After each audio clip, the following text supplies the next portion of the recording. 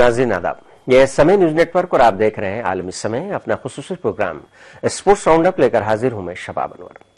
इस प्रोग्राम में नाजरीन आज हम बात करेंगे मशहूर टेनिस खिलाड़ी सानिया मिर्जा को तेलंगाना का ब्रांड एम्बेसडर बनाए जाने पर उठे तनाज़े पर। बीजेपी ने जहां सानिया को पाकिस्तानी बहू कहा, वहीं सानिया ने खुद के मरते दम तक हिंदुस्तानी होने का दावा किया। बाद में उन्हें आंख से आंसू भी उनके निकले। प्रोग्राम के दूसरे हिस्से में हम बात करेंगे दौलत मुश्तरका खेलों में हिंदुस्तानी खिलाड़ियों की कारकर्दगी और हिंदुस्तान को हासिल हो रहे तमगों की।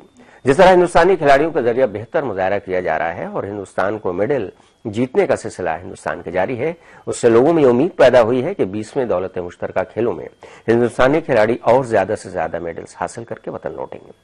इन मौजूआत पर आज बात करने के लिए हमारे साथ स्टूडियो में मौजूद हैं सीनियर खेल सहाफी जनाब मंसूर उद्दीन फरीदी साहब। ऑनलाइन पर हमारे साथ मौजूद होंगे सीनियर खेल सहाफी और हिंदुस्तान टाइम्स के साबिक स्पोर्ट्स एडिटर ज्ञानेंद्र नाथ। तो आइए शुरू करते हैं अपना खुसूसी प्रोग्राम स्पोर्ट्स राउंडअप।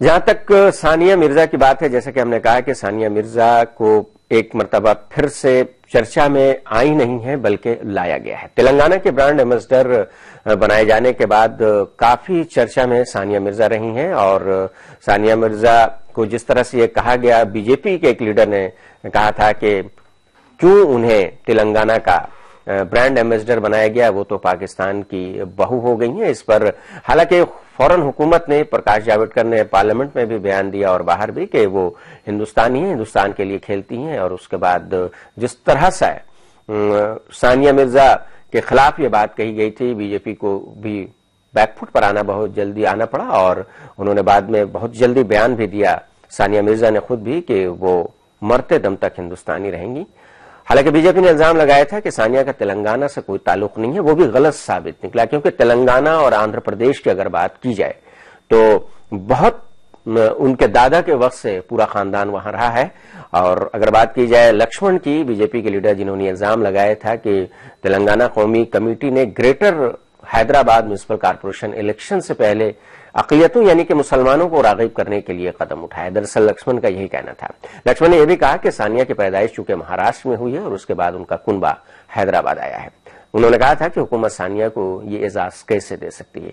हालांकि ये सवाल उठा भी, बहुत जल्दी दब भी गया, क्योंकि चारों तरफ से इसकी मजम्मत हुई और खुद हुकूमत ने भी इसकी मजम्मत की। हमारे साथ फोन लाइन पर एक बहुत ही सीनियर स्पोर्ट जर्नलिस्ट जो कि सानिया मिर्जा को भी बहुत करीब से जानते हैं, ज्ञानेंद्र नाथ जी मौजूद हैं। बातचीत की शुरुआत उन्हीं से करते हैं। ज्ञानेंद्र जी, हालांकि ये मामला बहुत दिनों तक चर्चा में नहीं रहा, लेकिन एक खिलाड़ी जो सब लोग जानते हैं कि सानिया मिर्जा का ताल्लुक कहां से है, मुल्क के लिए सानिया मिर्जा ने खेला और लॉन टेनिस में हाल के दिनों में तो सानिया मिर्जा का नाम ही रहा है अगर औरतों के जुमरे में देखा जाए।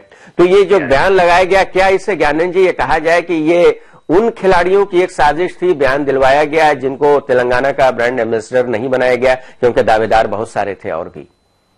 जी हाँ, दावेदार बहुत सारे थे और हम लोग सभी जानते हैं, लेकिन जहां सानिया मिर्जा का ताल्लुक है, हम सभी जानते हैं कि वो भारत का गौरव है निर्विवाद रूप से। जी। और कोई व्यक्ति का है, कौन सा पॉलिटिशियन का है, किस पार्टी का है, इससे कहीं भी उनकी शख्सियत को कोई असर नहीं पड़ता है। जी जी, वो भारत की बहुत बड़ी जो है शख्सियत है सानिया मिर्जा। हर भारतीय को वो गौरवान्वित कर चुकी हैं, कर रही हैं, करती रहेंगी। उनका नाम जो है भारत के साथ इस कदर जुड़ा हुआ है जैसे कि किसी भी भारतीय का, यानी कि जो भारत को बहुत ज्यादा जो है इंटरनेशनल लेवल पे, नेशनल लेवल पे बहुत ज्यादा मसरूफियत में आमन है, जैसे कहते हैं। और यही वजह है ज्ञानेंद्र जी कि शायद ये ऐसा सुन करके अफसोस भी हुआ सानिया मिर्जा को, क्योंकि जो वहां की मकामी तेलंगाना के एक लीडर कविता जी थी, उनका जो स्टेटमेंट जो आया था, जिस तरह से उन्होंने कहा कि 2024 में तेलंगाना ओलंपिक की तैयारी कर रहा है और हम सभी खिलाड़ियों को बारी बारी से मौका देंगे, और उनका एक जुमला जो था वो ये था कि सभी खिलाड़ियों को यहां पर एक दूसरे का मतलब का कोऑपरेशन करना चाहिए। तो इसका मतलब ये साफ तौर पर है कि ये उन्होंने भी माना है कि किसी न किसी तरीके से वैसे खिलाड़ियों की एक साजिश का हिस्सा हो सकता है जिनको ये एजाज फिलहाल नहीं मिला है। जी, ये बिल्कुल आपका सही जो है सो एक नजरिया है और सही अंदाजा है, लेकिन सीधी बात यह है कि सानिया मिर्जा का वहां कोई जो है सानी नहीं है। बहुत स्वाद की बात है। सानिया मिर्जा का कोई सानी नहीं है। ज्ञानेंद्रनाथ, आप हमारे साथ बने रहिएगा। हमारे स्टूडियो में एक बहुत ही सीनियर जर्नलिस्ट स्पोर्ट्स के मंसूरुद्दीन फरीदी साहब हैं। पूरे मामले पर उनकी भी नजर है। मंसूर साहब, किस तरह से आप देखते हैं जो एक बीजेपी की लीडर की तरफ से सानिया मिर्जा को तेलंगाना का ब्रांड एम्बेसडर बनाए जाने पर सिर्फ ये कहकर इसकी मुखालफत की गई कि वो अब तो पाकिस्तान की बहू हो गई है? देखिए शबाब साहब, सियासत तो एक तकलीफदेह चीज होती है स्पोर्ट्स में, और घटिया सियासत वो और तकलीफदेह होती है। शायद इसीलिए सानिया मिर्जा की आंखों से आंसू बह गए। लेकिन इस पूरे तनाजे के बीच में जो सबसे अच्छी चीज है वो रद्देमल के तौर पे जो सामने आई है वो बहुत अच्छी चीजें हैं। सबसे पहले बात जो है वो है सानिया मिर्जा का स्टैंड। सानिया मिर्जा ने ये नहीं कहा कि मैं मुसलमान हूं उसकी वजह से मुझे निशाना बनाया जा रहा है। उन्होंने ये नहीं कहा कि मैं अक़लियत से ताल्लुक रखती हूं इसलिए मुझे निशाना बनाया जा रहा है। उन्होंने कहा कि ये हमारे समाज की बुराई है, क्योंकि यहाँ पर मर्द जो है डोमिनेट करते हैं सोसाइटी के ऊपर, इसलिए ये जो ज्यादती है ये औरतों के साथ हर सेक्शन में चल रही है। तो उन्होंने इसको एक समाजी बुराई का नाम दिया। ठीक है, उन्होंने इसको फिरकावाराना रंग नहीं दिया जो कि सियासतदान दे रहे थे। दूसरी चीज जो सामने आई है जिसे हम कहते हैं ब्यूटी ऑफ इंडिया, वो है इंडिया का सेकुलर कैरेक्टर। जो मीडिया हो, आपका प्रिंट मीडिया हो, इलेक्ट्रॉनिक मीडिया हो या सोशल मीडिया हो, उस पर हर जगह सानिया मिर्जा को मुकम्मल हिमायत मिली। वो चीज हमारे कंट्री का जो सेकुलर कैरेक्टर है वो क्लियर करता है। तो ये दो चीजें बहुत अच्छी सामने आई हैं इस पूरे तनाजे के बीच में, जो रद्देअमल के तौर पर सामने आई हैं। जी बिल्कुल। अब मुझे ये भी लगता है कि हो सकता है कुछ जानकारी की भी कमी रही हो, क्योंकि उनको ये मालूम होना चाहिए था, जिस लीडर ने भी ये बयान दिया, अगर ब्रांड एम्बेसडर उसी को बनाया जाता है जो अपने शोबे में बहुत ज्यादा मकबूल होता है, और शायद उनको जानकारी नहीं होगी। हम ज्ञानंद जी से मुखातिब है। ज्ञानंद जी, आप बेहतर जानते हैं कि नरेंद्र मोदी जो भारतीय जनता पार्टी की हुकूमत में वजीर आजम है इस वक्त मुल्क के, उन्होंने अमिताभ बच्चन को गुजरात का ब्रांड एम्बेसडर बनाया था, तो उनकी मकबूलियत के हिसाब से बनाया था। ये हमेशा समझना चाहिए, जहन में रखना चाहिए। जी, मैं बिल्कुल इसी पर आ रहा था और इत्तफाकन आप आ गए। मैं ये कहना चाह रहा था कि जब अमिताभ बच्चन, जो कि एक बहुत बड़े कलाकार हैं, हालांकि उनका गुजरात से कोई ताल्लुक नहीं है और वो गुजरात के नहीं है, ये हम सभी जानते हैं, तो उन्हें जब गुजरात का ब्रांड एम्बेसडर बनाया गया था तो इस तरीके की कहीं कोई बयानबाजी नहीं हुई, किसी ने मुखालफत नहीं की।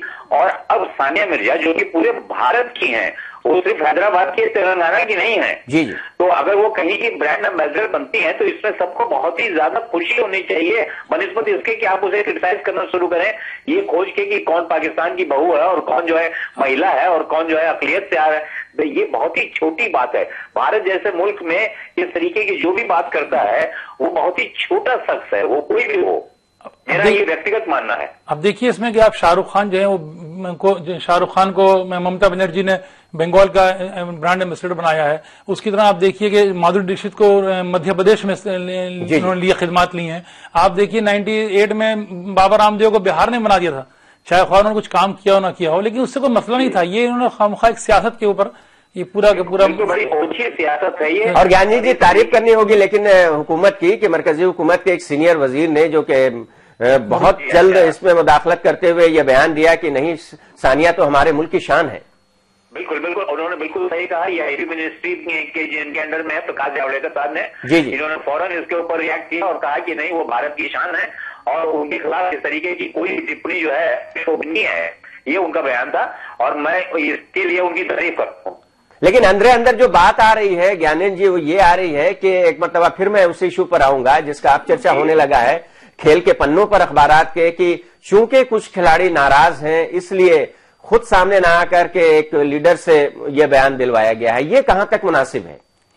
नहीं, ये बात, इसमें सच्चाई तो है। देखिए, सच्चाई है, इसे नकारा नहीं जा सकता, लेकिन उन खिलाड़ियों को यह समझना चाहिए कि सानिया मिर्जा ने जितनी भी मकबूलियत हासिल की है वो जो है अपने दम पे, अपनी प्रतिभा पे और एक भारतीय होने के नाते भारत का उन्होंने दौरा बढ़ाया। हम सभी को उनका जो है इस्तेमाल करना चाहिए इसके लिए, न कि हमें उसे क्रिटिसाइज करना चाहिए।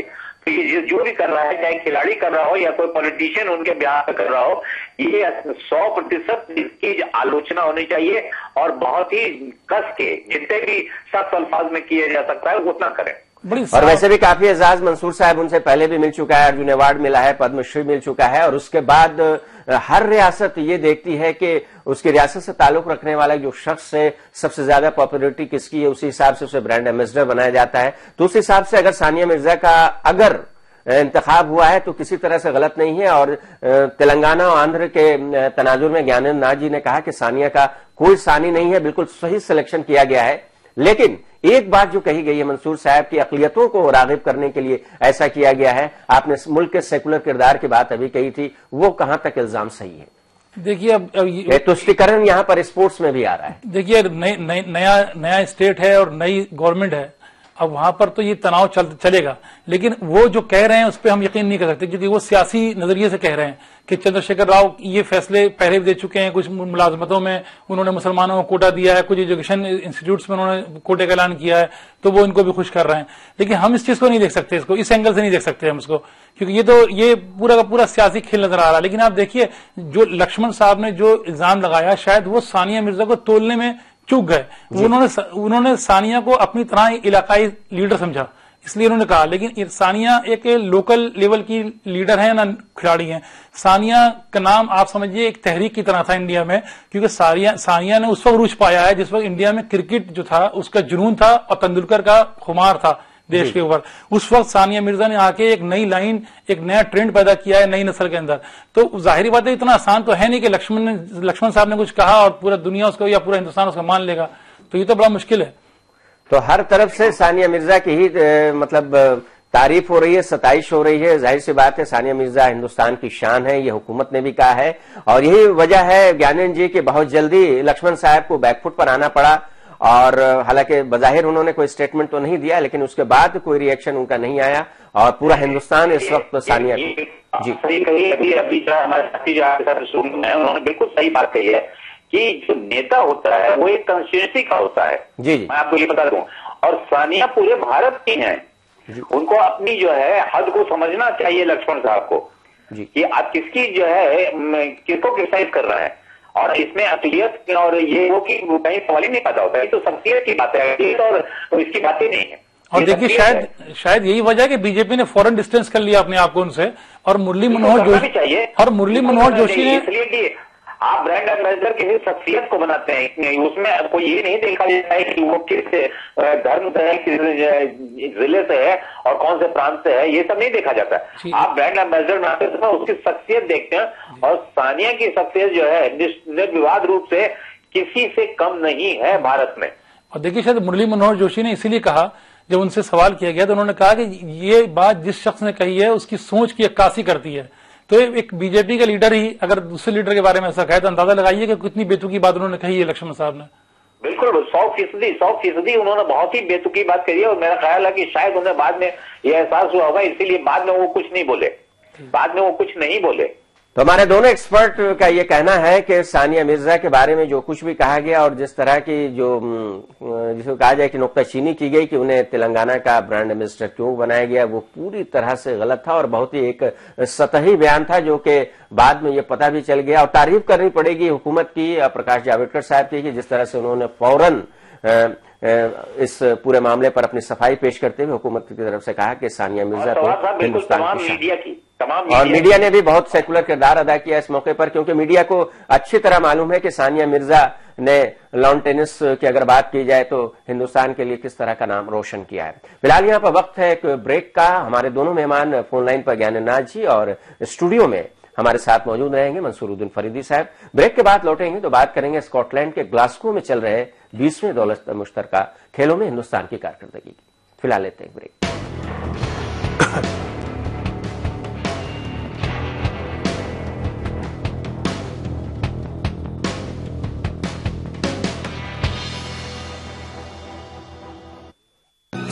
पीटर ड्रकर ने कहा था, उद्यमी अवसर को कामयाबी में बदल देता है। पीटर ड्रकर की इसी सोच को हकीकत में बदलने वाले बिहार के उद्यमियों को सम्मानित करेगा देश का सबसे बड़ा रीजनल एमएसएमई अवार्ड 31 जुलाई को पटना में। समय उद्यमी Bihar 2014 presented by Technoculture building solution. अब आपके घर का सपना भी हो सकता है साकार, है ना अपना वास्तु विहार। Powered by Gujarat Gromid. Gujarat Gromid, a brand leader product. Gromid add vitamin, baby oil and soap. Associate sponsor, Dr. Zakir Hussain Institution and IIBM Patna. पढ़ो वोकेशनल, बनो प्रोफेशनल। शेरा फिटलाइन जिम वेस्ट, दीवाना बना दे।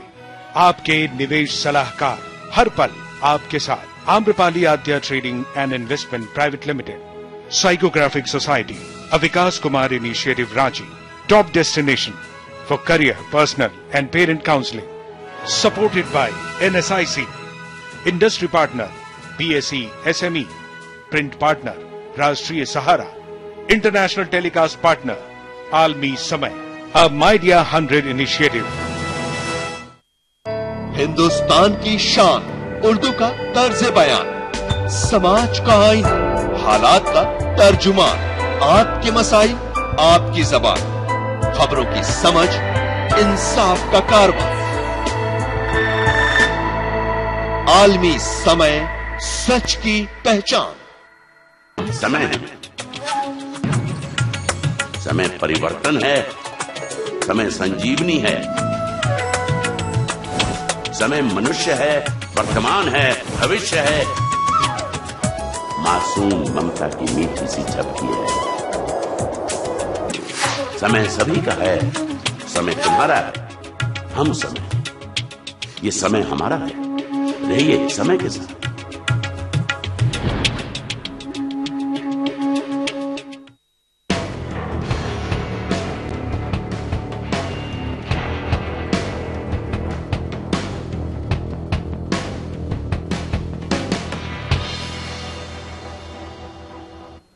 वक्फे के बाद एक बार फिर आपका खैर मकदम है। आप देख रहे हैं हमारा खुसूसी प्रोग्राम स्पोर्ट्स राउंडअप। स्टूडियो में मौजूद हैं सीनियर स्पोर्ट्स जर्नलिस्ट मंसूरुद्दीन फरीदी साहब और ऑनलाइन पर हिंदुस्तान टाइम्स के साबिक स्पोर्ट्स एडिटर ज्ञाननाथ जी हैं और एक निशानेबाज अब्बास अंसारी से भी हम बात करने की कोशिश करेंगे, क्योंकि इस सेगमेंट में बात करेंगे हम स्कॉटलैंड के ग्लासगो शहर में मुनक़िद दौलत मुश्तरका खेलों की। ग्लासगो में जारी 20वें दौलत मुश्तरका खेलों में जोर आजमाइश का दौर जारी है, जिसमें हिंदुस्तानी खिलाड़ियों की मेहनत और मशक्कत जारी है और उनकी जानिब से अब तक हुए मुजाहरे को अगर देखा जाए तो इत्मीनान बख्श कहा जा सकता है। हालांकि अभी मेडल्स का सिलसिला जारी है, क्योंकि लंबा खेल है और अच्छी शुरुआत को देखते हुए मुल्क को बहुत सारे तमगे पाने की उम्मीदें भी लगातार बढ़ती जा रही हैं।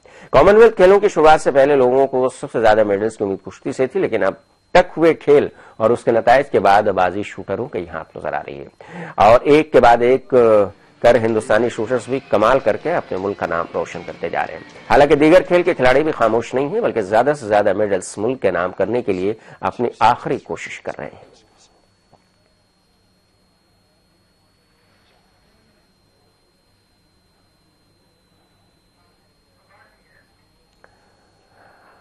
तो ग्लासगो में हिंदुस्तानी खिलाड़ियों की तरफ से लगातार शानदार कारकर्दगी का सिलसिला जारी है। शूटर्स की बात हमने की थी, शूटर्स भी काफी अच्छा मुजाहरा कर रहे हैं, लेकिन ज्ञानंद जी अगर अभिनव बिंद्रा की बात करें तो उनके पेरेंट्स को भी काफी हैरत है। उन्होंने कह दिया है कि यह हमारा आखिरी गोल्ड मेडल जीतने के बाद का कि कॉमनवेल्थ गेम है। आपको क्या लगता है कि कुछ जल्दबाजी नहीं की अभिनव बिंद्रा ने? जी हाँ, जल्दबाजी जरूर है। मैं कहूंगा कि उन्हें अभी जो है और शिरकत करनी चाहिए तो मुकाबले और वो पूरी तरीके से कर सकते हैं। अब वो ये निर्णय उन्होंने क्यों लिया इससे वो भी बता सकते हैं।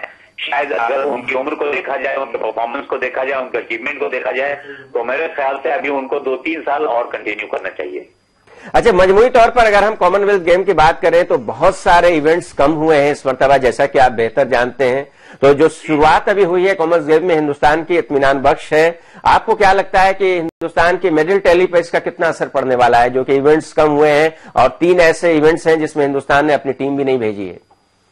ये देखिए, अभी तक जो कुछ हुआ है उसे बहुत इत्मीनान बख्श तो मैं नहीं मानूंगा, क्योंकि जैसा पिछले खेल में हम लोगों ने बहुत दिल्ली में हुए खेलों में हम लोगों ने किया था, उसके मुकाबले जो है शायद दूसरे मुल्क हमसे कुछ बेहतर कर रहे हैं, लेकिन फिर भी अब भी बहुत जो है तसल्ली बख्श है और आगे जाके और बेहतर हो सकती है। क्योंकि मंजूर साहब 2010 का कॉमनवेल्थ गेम दिल्ली में हुआ था, जैसा कि हम लोग सब जानते हैं, और अब बेहतर कारकर्दगी का मुजाहरा किया था, 101 मेडल्स जीते थे। इस मरतबा कई इवेंट्स ज्ञानंद जी कम कर दिए गए हैं, तो उसका फर्क तो पड़ेगा ही जरूर। उसका निश्चित एकदम फर्क पड़ना ही है और इसके बावजूद तो उम्मीद है कि अच्छा करेंगे। और अब जैसा भी आप देख रहे हैं कि मुक्केबाजी में, निशानेबाजी में या टेबल टेनिस में, बैडमिंटन में, सभी में बेहतर कर रहे हैं और लगता है कि शायद आगे स्वास्थ्य में भी बहुत अच्छा कर रहे हैं और शायद पहले इतना बेहतर नहीं किया कभी। हम मंसूरुद्दीन फरीदी साहब से जानना चाहेंगे। मंसूर साहब, आपको क्या लगता है ये जो कॉमनवेल्थ गेम है 20वां एडिशन, 19वां एडिशन हिंदुस्तान में हुआ था, दिल्ली में बहुत ही शानदार तरीके से हिंदुस्तानी खिलाड़ियों ने कारकर्दगी का मुजाहरा किया था, लेकिन इस बार जो एक जो कहा जाए कि नेगेटिव चीज इंडियंस प्लेयर के साथ जा रही है वो ये है कि इवेंट्स काफी कम कर दिए गए हैं और उसी में इवेंट्स कम किए गए हैं जिसमें हिंदुस्तान मेडल जीता, मतलब शूटिंग में इवेंट्स कम किए गए हैं।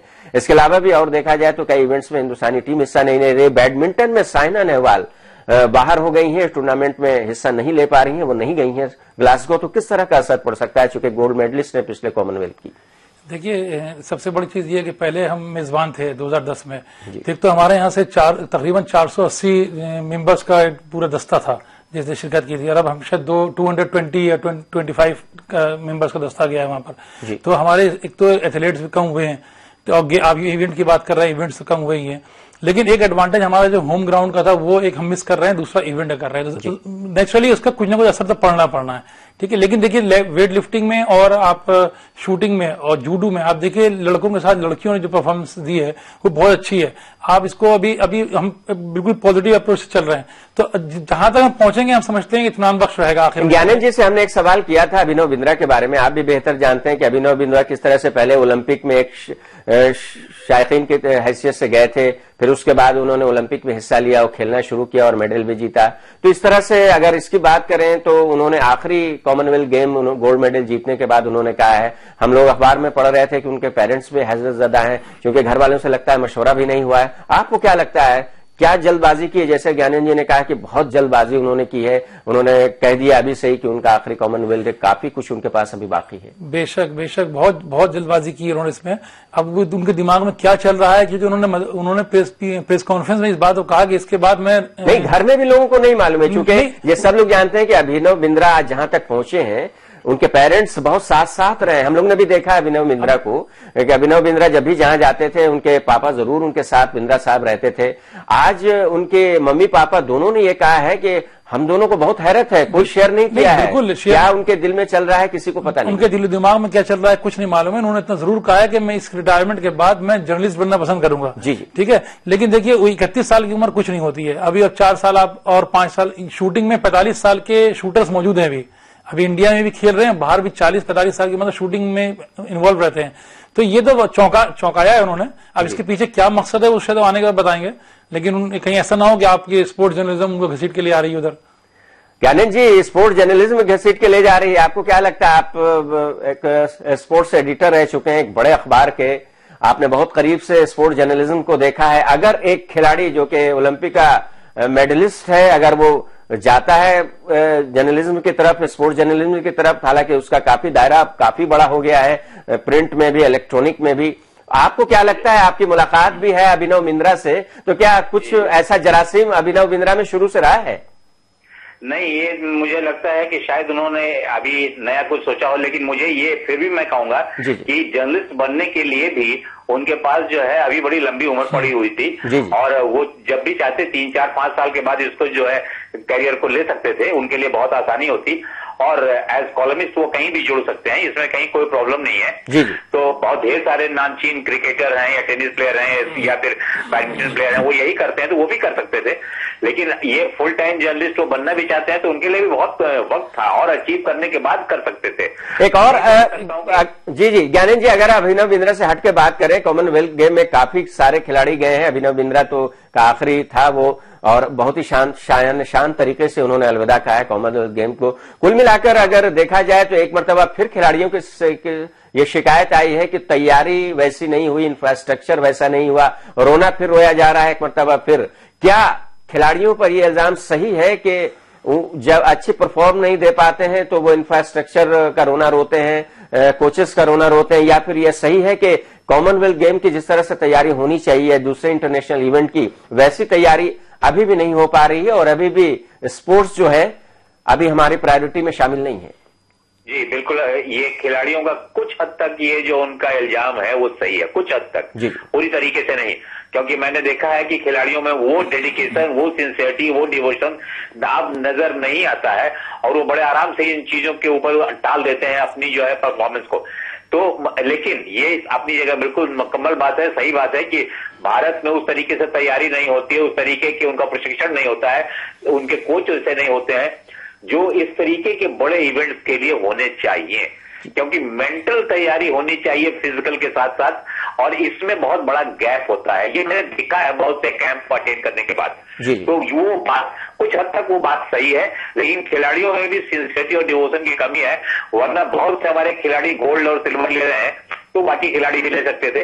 फेल होने के बाद ये कहना कि साहब हमें ट्रेनिंग नहीं मिलेगी, ट्रेनिंग तो सब साथ साथ ही पाते हैं। वक्त की कमी है ज्ञानेंद्र जी, हम आपका शुक्रिया अदा करना चाहेंगे आप हमारे प्रोग्राम में शिरकत करने के लिए, और बहुत ही मुख्तसर में हम मंसूरुद्दीन फरीदी साहब से इस सवाल का जवाब जानना चाहेंगे। कहां तक खिलाड़ियों की शिकायत सही है? क्या इस कॉमनवेल्थ के लिए भी तैयारी नहीं हुई थी? नहीं, देखिए ऐसा लगता है कि कुछ खिलाड़ी जो हैं वो इस बात का इंतजार करते हैं कि अगर हम कामयाब हो गए तो ठीक है, कामयाबी के साथ साथ बहुत सारी चीजें दब जाती हैं, लेकिन जब नाकाम हुए तो उन्होंने उसका घड़ा कहीं और फोड़ दिया ले आके। तो ये चीज से बहुत ज्यादा उसको अप्रिशिएट नहीं कर सकते। अगर आपको प्रॉब्लम है तो आप उस फेस पे, उस मरहले में कहिए जहां पर वो कोचिंग चल रही है, जहां पर वो प्रोसेस चल रहा है, उसके बाद खत्म होने के बाद जब आप एक प्लेटफॉर्म पे पहुंच गए, वहां पहुंच के आप कह रहे हैं कि हाँ ये ट्रेनिंग सही नहीं हुई थी, तो ये जस्टिफाई नहीं कर सकता ये।